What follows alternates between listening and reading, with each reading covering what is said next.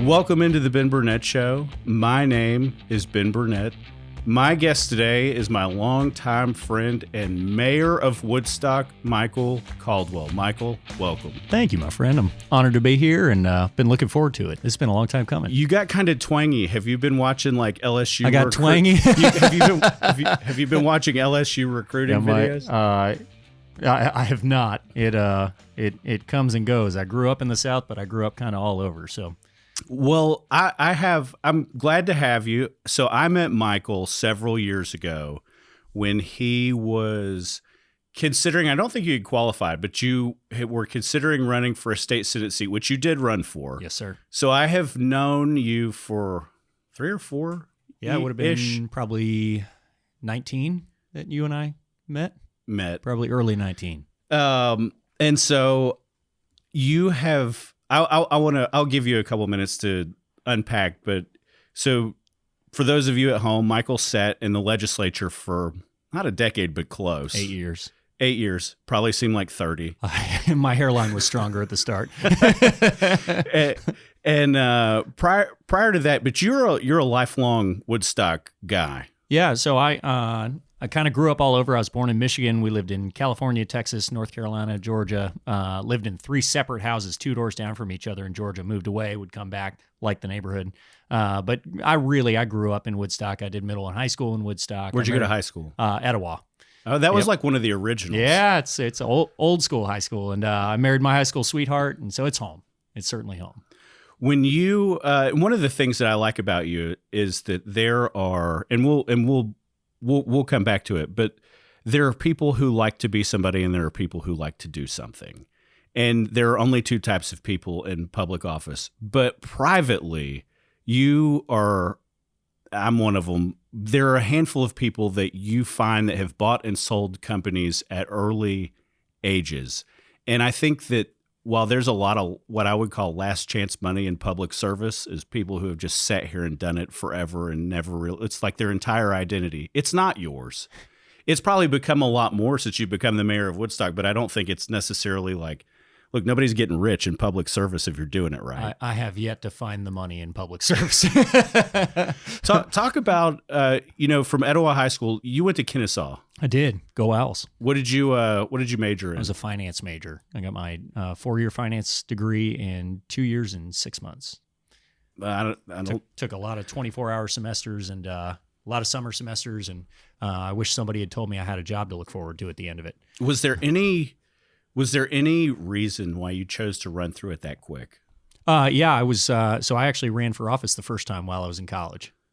So back in 2000. So I guess going back, my dad was born in England to an English mother and an U.S. Air Force Chief Master Sergeant, but he was born off base. So I'm actually a British citizen. I'm the only British citizen. Congratulations. I'm the only British citizen elected to American office, and every time I say it out loud, George Washington rolls over in his grave 3 times. But I grew up, it was funny. My dad, everybody I knew used to say, this is the greatest country in the world, and I grew up with 2 passports. And so it was always the sort of, well, why? And so for me, I actually had to answer that question growing up. And I go back to the Declaration, and I think we hold these truths to be self-evident. All men are created equal or endowed by the Creator with certain unalienable rights. We have argued for years about which rights are included, what belongs there, what's in the list, and we miss the most important part of the sentence, which is endowed by their Creator with. Whatever you believe about divinity matters, doesn't matter for this, right? We're the only nation in the history of the world to recognize rights come from God and not government. And that sets us apart in that we recognize rights are inherent to the human being. And I fell in love with that story growing up. And so I used to go in high school and college, I'd go sit in the gallery of the State House because we've got a General Assembly that's older than the United States Congress. And I loved just it. You had that feeling of they're making history here. And I realized in college, I was that weird Republican who bought into the conservative agenda and also thought lobbyists had too much financial interest at the Capitol. And that meant neither side wanted to sit at my lunch table. And so I wasn't the county commissioner's kid. I hadn't grown up in a political family, anything like that. I just decided, well, screw it. I'm constitutionally eligible. I'm going to run. And so I start this campaign. I wasn't a member of the Young Republican. I had no idea what I was doing. I just started running, and I went and sat with one of the elected officials and party elders out of Cherokee back when. And he was super nice. He gave me an hour's time. We got to the end of it. He goes, "Hey, can I be honest with you?" I said, "Yeah, please." He's, "Look, you sound like a good conservative. If at your age you take 10% of the vote, you're going to change the way I look at Georgia politics." I walked out of the room, and now in hindsight, I realized he was exaggerating at the time. I walked out, and you walk out with one or two responses. You either go, "Well, I'll prove him wrong. I'll show," or you do what I did, which was, "Oh crap, what have I done?" And so I went and sat with my college roommate. I went and sat with my at the time my girlfriend, now my wife, and we had a big whiteboard on the wall. And I was 21 years old, and I said, "Well, screw it. It sounds like we're going to lose either way.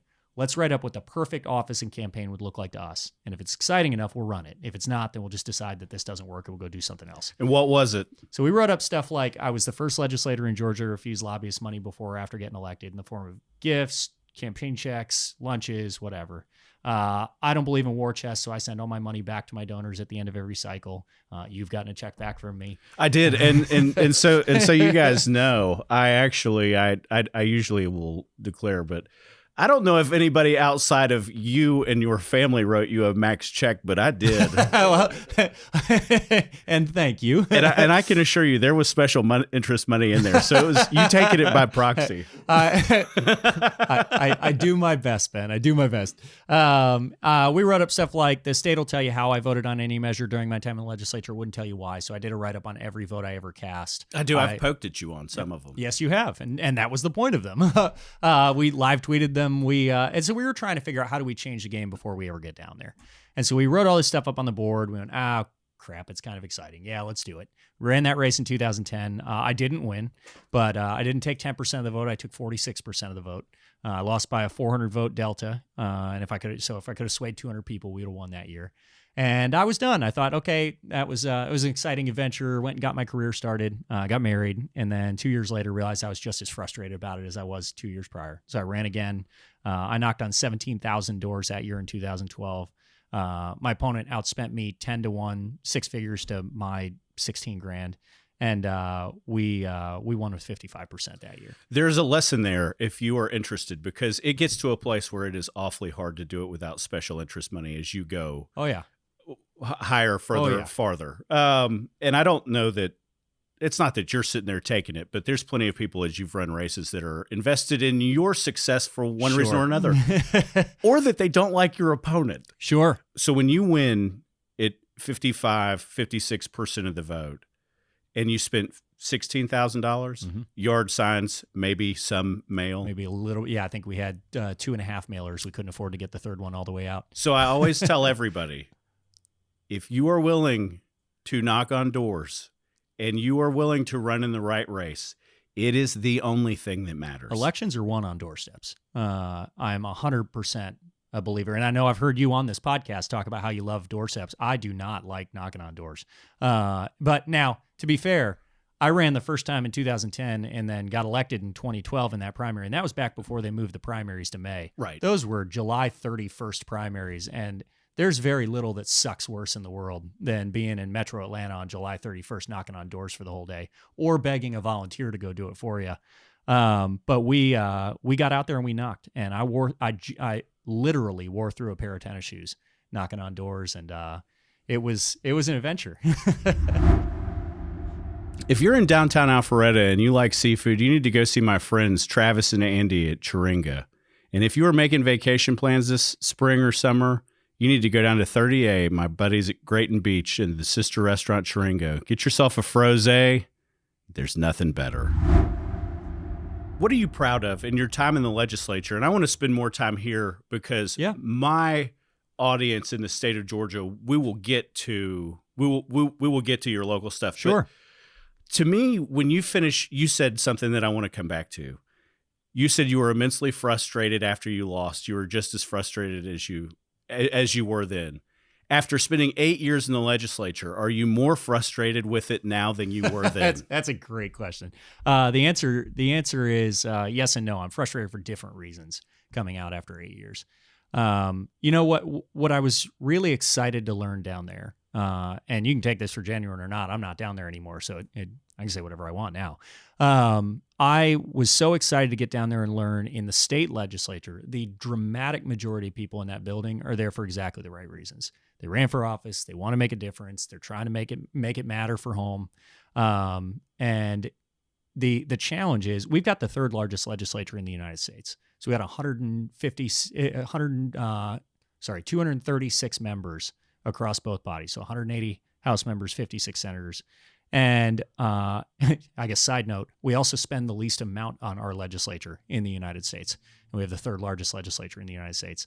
But it's a body that when you've got a body that size, it's a challenging position for leadership. I'll give them that they've got to keep all of those cats herded. Right. But it sets you up in a position where it's really hard to give everybody a voice in that process. And so often you find yourself down there in the midst of a debate, and the debate's already been had and done by the time it finds anywhere near you. It's no different on a city council. Oh, sure. Days. Yeah. That is absolutely right. The difference is on the, how many did you guys have on the city council here in Alpharetta? You have 6? 6 and a mayor. The mayor votes. Yeah. So same here, except or same in Woodstock, except mayor doesn't vote except in case of ties.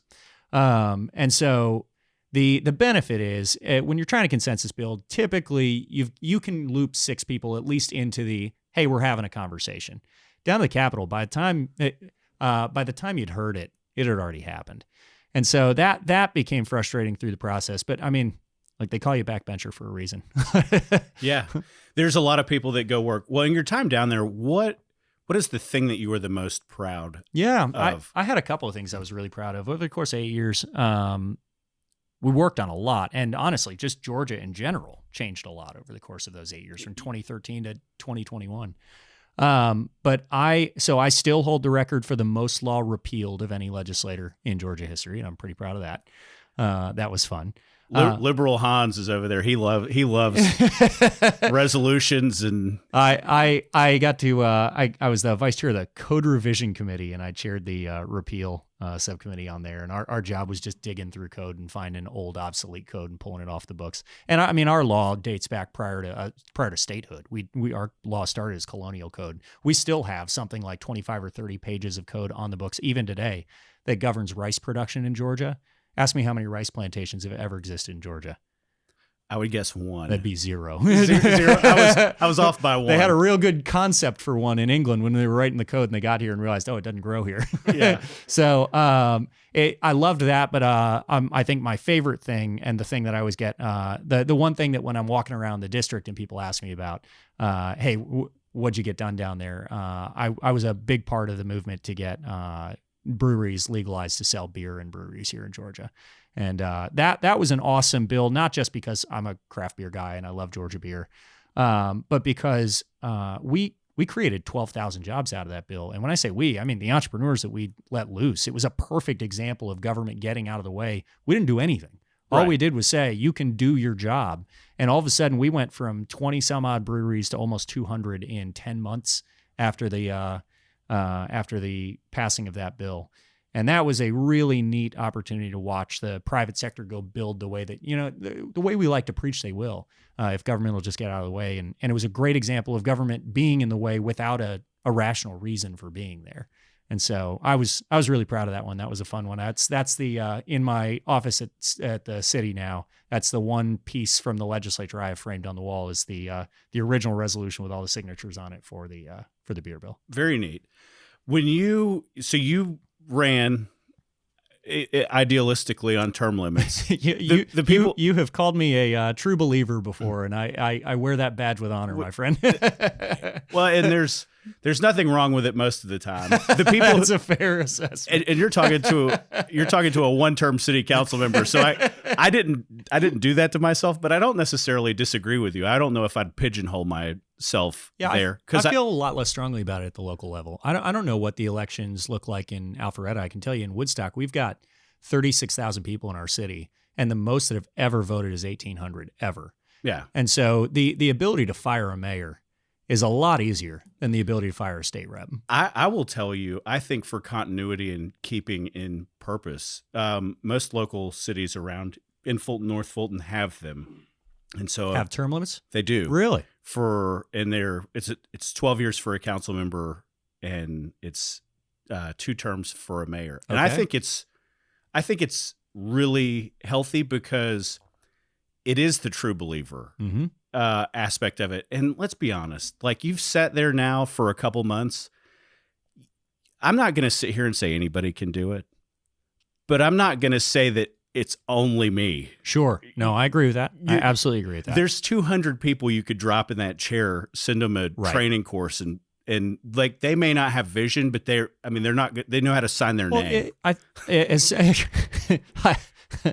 We may have one. I'm going to try Alpharetta. I'm going to try to steer that the exact opposite direction and say I think that it's actually, I think all of that's by design. I mean, I think the state legislature, you can drop just about anybody on those seats, and as silly and pessimistic as that sounds, before my former colleagues listen to this and go, "Oh, no, I mean that as a positive." I think it's a citizen legislature. I think we have citizen councils and mayors. It's how it's supposed to be. Otherwise, they'd get paid very differently. The whole goal is, let's grab people out of daily life and let's drop them into these seats, and they get to live under the laws they pass. And that's the concept. It's a legislature that's supposed to represent the people of Georgia. It's a city council that's supposed to represent the people of Alpharetta, the people of Woodstock. And so if it's the kind of role you can't drop almost anyone into, that's when we have a problem.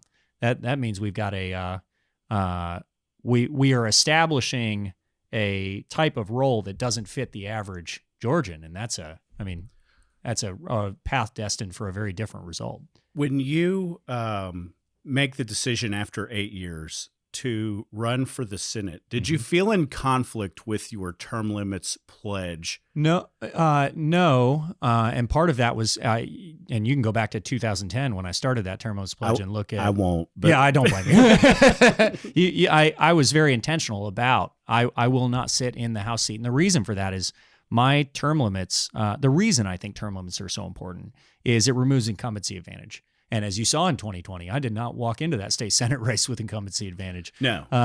And it resulted exactly like things can happen when you don't have incumbency advantage. But I think it's important that, for me, it was less important to say you should never have someone in a role for a long time. It was more important to say at least once a decade, there should be a check and balance that we know you're not rolling back in because the I is sitting next to your name. You got to earn it. I want to talk about your race with Brandon for a Sure. second. And so Michael is friends with Brandon. Yep. I am very good friends with Brandon. I had a conversation. You don't know this. I had a conversation with, and he may be mad when I put this out there, but I had a conversation with David Schaefer, and this was probably 6 to 9 months ago, and it was about Donald Trump. Mm-hmm. And you are one. Casey Cagle is one that know the full weight of what the president is, what sway he has, or former president in this case. Because David Schaefer said, "Ben, is Brandon Beach more conservative or less conservative than Michael Caldwell?" And I said, "Probably more." And he said, "Do you think that he has a better fundamental understanding of the Constitution and what limited government?" You thought looks like?" Brandon was more conservative than Michael Caldwell? No. Other inverse. Schaefer was saying, "Do you think Michael Caldwell is more conservative or Got less?" it. Sorry. And so we went through this, and he goes, "Ben, it's the only thing that mattered." And he said, "I haven't had this conversation with Michael, but he said, I think when they went through and found that he wasn't necessarily a giant fan of President Donald Trump at some point in his career, it was the one thing he couldn't live down." When you ran that race, did you feel like it was the only thing that mattered? No, I do think it was a big component in the race and the outcome. And I guess for the context for anybody listening who didn't live in the 21st and get inundated with more mail than any state Senate race in history before, I was on the statewide team for Marco Rubio in the primary in 2016. Who's a good dude? I remain a fan. And yeah, what I kept teasing through that state Senate election, they had found some tweets that I had sent out that were not flattering about the president at the time, or not the president, the candidate Donald Trump at the time. And I kept telling everybody, God, I'm so glad Jeb Bush didn't end up the president, because I tweeted a lot there too. Yeah. So I do think it was a component in the race. I think that There was a huge portion of that race as well that was directed by the fact that we combined the presidential preference primary with the ordinary primary. You had a large number of voters come out who did not know either of our names, and I do think incumbency played a large advantage on Election Day. It was COVID. It was 2020 and a COVID year. What did I tell you? If you didn't like knocking on doors. What did I tell you won my election in 2012? And what did I not get to do at all of in 2020? 17,000 doors. I didn't get to touch a door, not one single door in 2020. So and you ran against patient zero. It was a perfect storm year.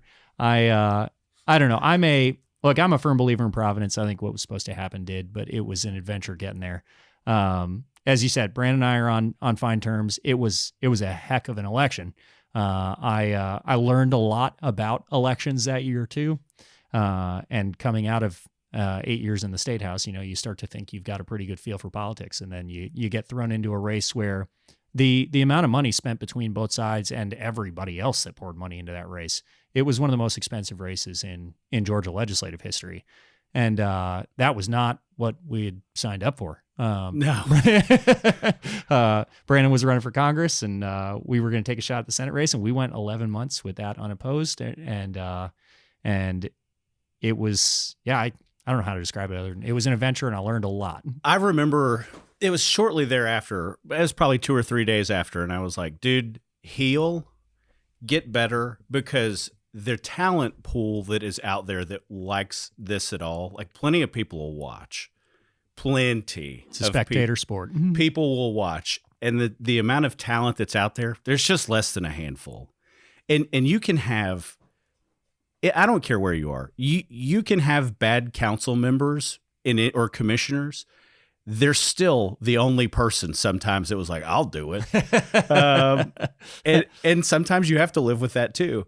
But the thing that I remember telling you is I was like, dude, like, take some time.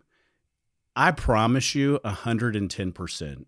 You will have more fun in local government than you could ever possibly fathom sitting there not solving problems in the legislature. I will tell you. Yeah, I'll tell you that. So I mean, we finished that race, and like I said, it was an adventure. I was self-terminated on the House side anyway.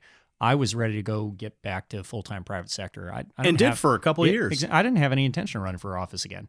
Our mayor had served for 16 years and did a great job in Woodstock. Obviously, the Woodstock of 16 years ago versus today are very different places. I think extremely positively. And when Donnie decided he wasn't going to run again, I made no secret through that Senate race too. I'm a hell of a Woodstock fan. I love my city. And I think we've got an incredible future ahead. The challenge now, and what made this interesting to me is, I think we do a great job. I think the American pattern is building cities that people really want to be in for about 10 years. And then we move about 5 miles further out, and then 5 miles further out. And the pattern of the suburban city is to treat it like a consumable. And so the challenge now in Woodstock, where we went from 1990, we were 4,500 people, 2000, we were 11,000, 2010, we were 25,000, and now we're 36,000 people. I mean, we've seen a heck of a growth curve. And we have built a place people want to be. Question now is, how do we build a place that lasts? And I want to be a part of that. I want my kids to want to be here. And I mean, my oldest is 7 right now. So if we're going to last that, we got to break that North American pattern for cities being consumables. And so it was interesting enough to me to get up and run, and I'm grateful to my city that they didn't make you. Yeah, no kidding. My city council. So my predecessor backed me. All 6 city council members endorsed me, and I had an opponent, and he and I started going and getting beer. And after a couple of months, he decided. Do you know what I'm going to do? That is not what I said, and you can call him and ask. He honestly turned out to be a super guy, and after about 3 months, he ended up a supporter as opposed to an opponent. And I think part of that was just getting to know each other and figuring out why we were running and what we were running for. And I'm a firm believer there's some awesome potential in our city right now. We just got to go start. You want atypical results, you got to do some atypical stuff. So I think we're going to lean in. Tell me. So for those of you who don't know, Woodstock starts somewhere off Arnold Mill Road, where it's 140-ish, And then it goes all the way to, it crosses 575 in certain pockets. And so if you've ever go to the outlets, Yep. That's I don't know that that's the largest economic driver, but it's certainly one of them. It is a big economic driver. And then if you go Highway 92, if you're getting off 400, you go through Roswell, you have unincorporated Cherokee County, actually maybe a Little Cobb. You do have a Little Cobb. Mm-hmm. They have the Dunkin' Donuts. Right. And then you have unincorporated Cherokee, and it picks up at the right about Trickham down there. It's before that. The Peace Love before it's after to me. The Peace Love Pizza. You go the other way. So it's a sizable city. Mm-hmm. One of the things I want to ask you, about 12 square miles, and we're the 29th most populous city in the state. One of the things that I really want to ask you is that it is when you start saying how many square miles? About between 12 and 13. So we'll call it 13. Yeah, it's a tremendous amount of ground to cover. Yes. And money is a finite resource. I've come to know that. Yeah. It's not like the federal government where it's like, just print us 5 trillion more. We'll be fine. Talk to me about what is important to you in vision casting between Highway 92, downtown, going to 575, and the resources and the projects that you really want to see and be a part of. Yeah. Yeah. Because I don't know the answer. I just asked. No, I gave you a wide open answer. That's the fun. Question. You and I have talked a lot about state politics over the years, but we really haven't sat and talked local very often. I think we're at a defining moment right now in our city. We've built a really, really awesome retail and tourism destination in downtown Woodstock, which having grown up there, if you told me that was a possibility, I would have thought you were insane. And it is amazing. We had 3 million visits to our downtown shopping core last year. We have some of the best mountain biking trails in the country. We have people flying over from all over America. We had 100,000 visits at Old Rope Mill Bike Trail, and then the Rope Mill Road Bike Trail further up, the Blankets Creek Bike Trail further up is insane. The attraction. We hosted the Southern Off-Road Biking Association's conference last October. We've got this really neat draw now, and we talk about it being an incredible place to live, work, and play. The challenge is you got to pick two, because it's getting so expensive to live in now, and we don't, unlike Alpharetta, we don't have the employer base. We're going to get there. And so you can either work there, which means you're in the service industry and you can't afford to live and play there, or you can live and play there and you can't afford to work there. And so figuring out how we start to attract and commercially diversify in that downtown area and throughout the outerlying city is going to be a fundamentally important move for us moving forward. And doing that while we're also investing in ensuring that it's a great place to live. I think the soapbox that I have been on since I got elected is, I think as conservatives, we have treated the word density like it's a bad word. And I think we got the wrong word. To me, the metric we should be chasing is the ownership versus rentership ratio. So I don't care how dense a development is. I want to know that it's populated by owners in our city. And the reason that's important, you got two main reasons. Number one is the no-brainer. Of course, owners have long-term stake in our city. That makes sense. You got a longer vision, roots. You've got a reason to care what happens. The most important reason, in my opinion, right now, we have an entire generation of millennials who are looking around. They're objectively making more money than their parents made, and they are objectively poorer than their parents were, and they're upset. And they can't figure out why, and their parents are full of crap, but telling them, oh, well, you should have saved like I did. I hate to break it to Gen X, but they were not better savers than millennials are. What they did do is they bought a house right out of college. And so they bought a home, and they started building equity in an asset. Millennials got out of college and they did one of two things. They either moved back in with mom and dad, or they moved into an apartment. And they are now 10 to 15 years into their career. They've been making a rental payment ever since, and they have absolutely no nest egg to show for it. And we have an entire generation who is missing out on what we built the American middle class on, which is home ownership.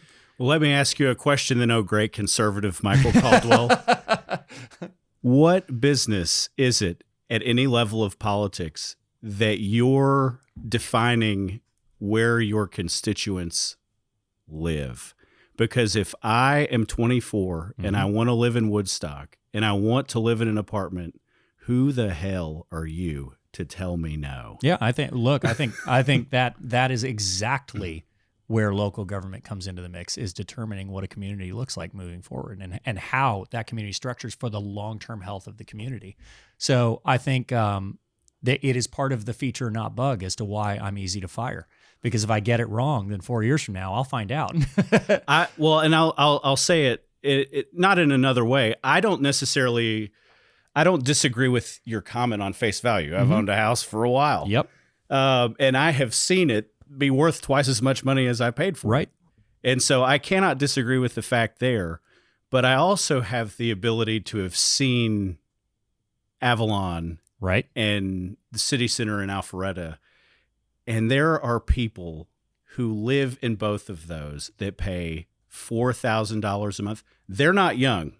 I won't say none of them are young. Ben, the Walton Apartments in downtown Woodstock right now, the 3 bedrooms are advertising at $8,200 a month. So why do you not want more of them? Because I think they are a fantastic short-term financial answer. They are a terrible long-term financial health metric for the community. And for the individual family. But if you're right, why would you turn around on the other end? And there are a lot of assisted living facilities in Cherokee County in general. Yep. Those things are nothing but a suck on your resources. They're pretty good for the people living there, but yes. but they're not. You're not building equity. Sure. No, I agree with that. And you're not paying taxes. Right. Not where you live. You're right, which is that issue really comes to bear in senior living communities. That's what I'm saying. Yeah. And I know Al Holbrook is a friend. Right. And he's really rich. But when you drive past, as you enter from the Fulton side, and you drive past and you look and you see, all I see when I see them, having done it for 4 years, is like, that's 60% of our fire calls. Right.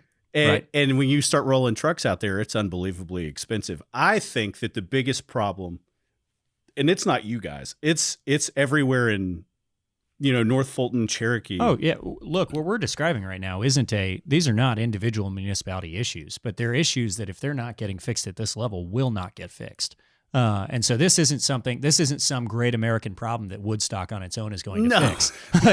I do think we have a great American problem of, we built the middle class on home equity, and by and large, we had a generation delay engaging in it. They now want to. They're trying to engage at a time when inventory is at historic lows, and institutional money wants to build rental units instead. And it does. And the marriage between... Look at California and England if you want two examples of what looks like when you have dramatic majority rental populations. Wealth disparity becomes the name of the game. Well, you can honestly look... You have a sister city in Cherokee County that touts the fact that it is like wildly successfully rental. I don't want to live there. I'm not saying I disagree with your point. Right. I am saying that while I felt that way at some point, if somebody wants to come live 6 months a year in Alpharetta and spend the next 6 months of the year living in San Diego because they're like they don't go to 38, they're like a super rich snowbird. Like, I want you. Yeah. And look, I guess the most important component of this, right, is it doesn't mean no rentals in the city. The rental population has to be a component of the population, because I agree. You both want to encourage people to come and be there for a season. What it cannot be is a majority of your population. And shouldn't. You destroy your schools. Well, and the challenge is that is the pattern every suburban city is moving toward right now. And the institutional money coming in to build in the historic inventory shortage is trying to build that model. Needs that IRR. If this isn't the front of mind of every local official in North Georgia, we've missed the mark. We will accidentally miss the mark. This should be the calling. If you're in North Fulton and you're in need of a golf cart, contact my friends at Low Speed Vehicles of Alpharetta, your place for easy go golf carts. I want to play 5 questions with you. Oh. Let's see how one goes, and then we'll go to 2. I want to play 5 questions. If there was something that you could accomplish in elected office, and you can't give me something nobody fundamentally disagrees with. If there's something you wanted to accomplish in elected office, what would it be? In any elected office, or in the office I sit in, or? Yeah, we'll go today. We'll go next 5 years. 4. if I could accomplish anything in my office in Woodstock, I think we'd have one of two ratios, either of which I would call a huge success. And there's zero chance I could do this in the next 4 years, but I would love to. I'd love to have one of the highest ownership ratios in North Georgia, or I would love to have one of the highest percentages of people who both live and work walkable in America. It does take a long. It does take a long time. It will not happen in 4 years. But you asked if I could do anything. If you or do you find yourself doing more in the mornings, or are you a night owl? I'm a morning guy. What time are you waking up? 5. Yeah. Back state capitol, it used to be 4. I used to be the first guy at the Capitol every day. And when you if you've got something on your bucket list in life, what is it? Ooh, that's a really good question.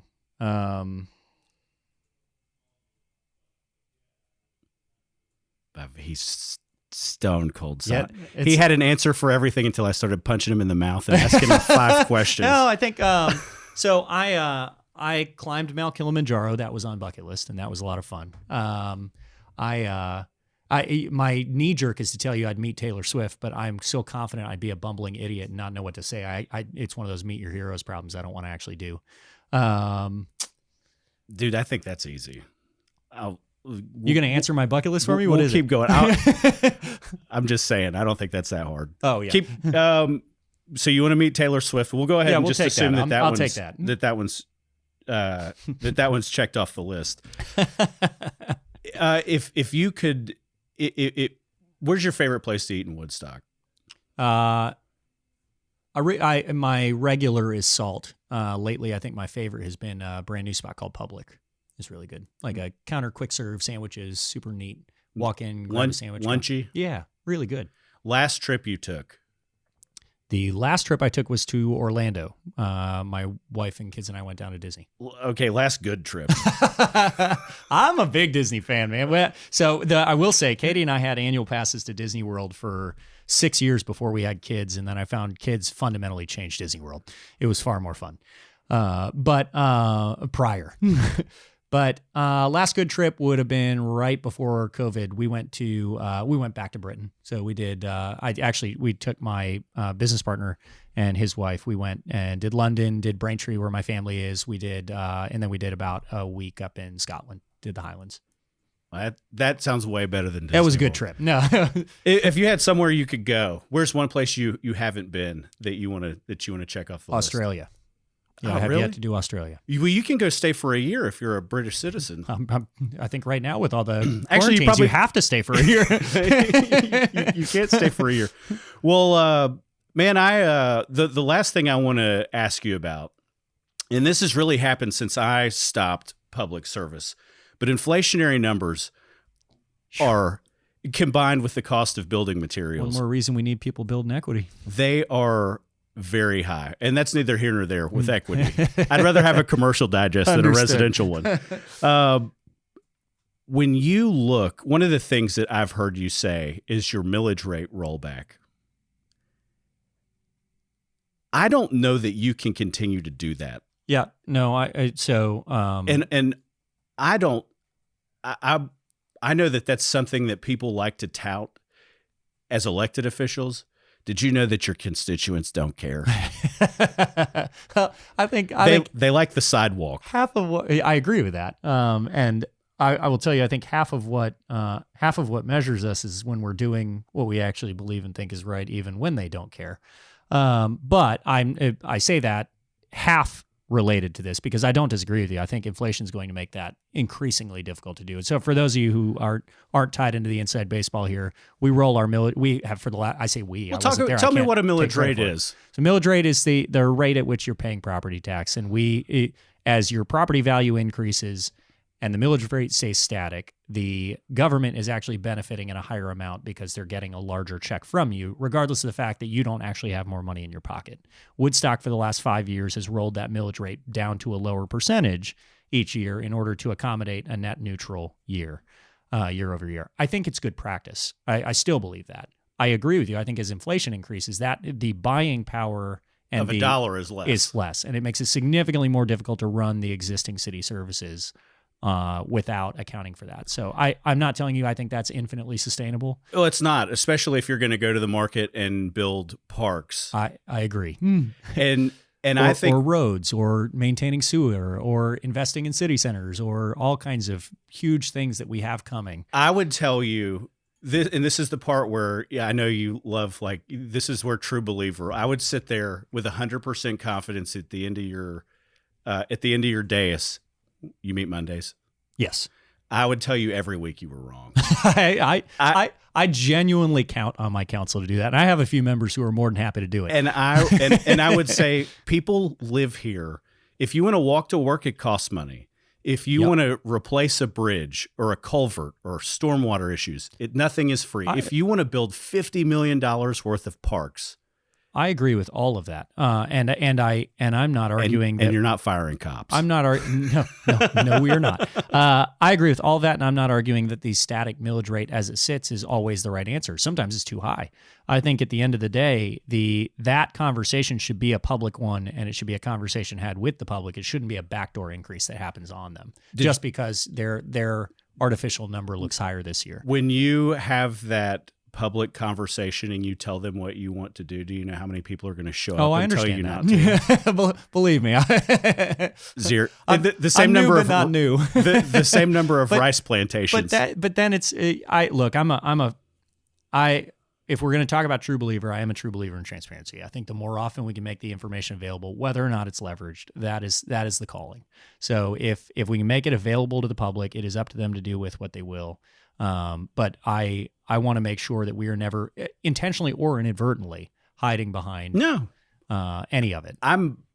You and I share that. I know we do. I would look you dead square in the eye and be like, I'm going to roll a $200 million bond. I've read enough of your material. I know we do. We tease about true believer, and I tease that I wear it with a badge of honor. But there's an element of just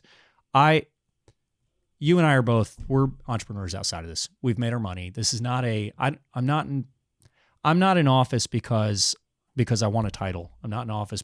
I'm here because, and we all say it, and the listeners and you can decide whether I'm being genuine or not. I want to make a difference to the place I live. And if I don't feel like I'm able to do that, then I don't want to do the job. And so if I'm going to be trying to meet that calling, there's no better way to do it than being genuine, being honesty forward. I think just being forthright with the people who've allowed me to represent them is my job. It's the entirety of the job. Yes or no, you will run for something else after this. I genuinely hope not. Look me in the eyes, tell me I'm lying to you right now. I do. I'm asking because when people ask me, I'm always like, probably. I've learned in this, you never close doors before they open. But look, I've taken an atypical path, right? Yeah, I mean, you don't go to the state house and run for mayor afterward. I've done it because this is the role I believe. I think I've been called into it right now for this season. I think this is a place where we have a unique opportunity in Woodstock to really make a difference for the next generation in this city if we run it the right way. And we're at an inflection point. We've grown dramatically. We have some real decisions to make about what housing inventory looks like in the future, how we're recruiting commercial opportunities, how we're investing in our downtown. And I thought I could lead well in that. And I hope I can prove that true to be true to my neighbors. If you had the ability, I've heard you talk a lot about small and medium sized business, mm-hmm.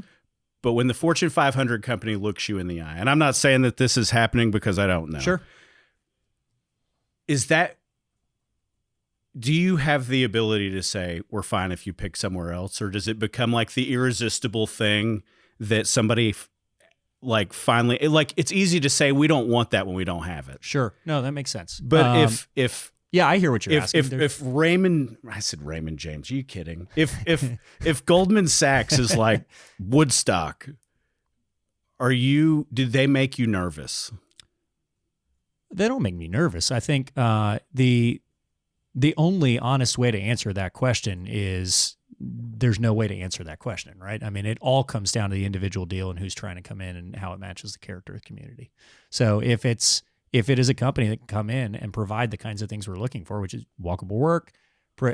Look, what I love about Woodstock is it is the biggest small town in North Georgia. I mean, we're 29th largest city in the state, and yet you walk down the street and it just feels like a little town. And so preserving that character while also continuing to grow and move forward is the call. I had a neighbor stop me the day after I said I was running for mayor. And he goes, how are you going to freeze this thing? Dude, you freeze anything, it dies. That's the whole idea of frozen. Like the goal can't be frozen. The only standard, the only reliable thing is change. This will feel different than it does today, 30 years from now. Did it work for the people who call this home today, or did it happen to them? And that's the calling. So that's the question is it something that's going to happen to the people who live there, or is it something that's going to work for them and in their favor? In my last month or two, there was a very large entity looking at Alpharetta, based in New York City. Mm-hmm. Everybody on earth knows who they are, to the tune of like 3,000, 4,000, 5,000 jobs. And it scared the shit out of me. It'll change the face of a community. And they didn't, but I sat there, to your point, as much as I can sit here and push on you, we're not a lot different. Right. And I was like, man, if you get them, you get the shit politics that come with it. Well, look, that's it. I want my job is to try. You keep using the word vision cast. That's how I feel about the job, right? The job. I'm a weak mayor system. I don't vote unless there's a tie. I can't make a motion. My job is to get out and pick a policy direction, build consensus toward it, and start running. And so that'd be more fun. It's a lot of fun, and I spend a lot of time trying to imagine what can this place be, and how do we best serve the people who are here, but the people who are coming. We got 100,000 people coming to Cherokee County in the next 10 years. A lot of them are going to come to our city, and so how do we plan for that? How do we make sure that we are building supporting infrastructure for that before it hits, and how do we make sure that the inventory coming in supports those people in a way that also supports the long-term financial health of the community? And so when we talk about employers coming in, that's the question. Is this going to best serve the people who are coming? Is this going to best serve the people who call this home? And if the answer is yes, we do everything we can to work with them. If not, I mean, they can still come. They got to figure out how to do it on their own. Michael Caldwell, thanks for coming in. I appreciate your friendship. I appreciate your honesty. I wish you all the success in your role, and come back and see us. I want to start bringing in former guests when I get good high profile people that come in. Well, and so me. we've got, there's plenty of, there's plenty of people that I'm working on that I like taking people that you don't know who they are, but they made all the stuff that you know. I love that. And there's plenty of money, and those people are fantastic storytellers. So we'll find the right one and have you back, because I've had Casey Cagle be like, man, you get Chipper Jones, I'll ask all the questions. Well, I'm grateful for you. I mean it, Ben. Thank you for having me on, and I'm just grateful for the opportunity to lead an awesome city and get to come join you this morning. Be well. This has been another episode of the Ben Burnett Show. Thanks, everybody.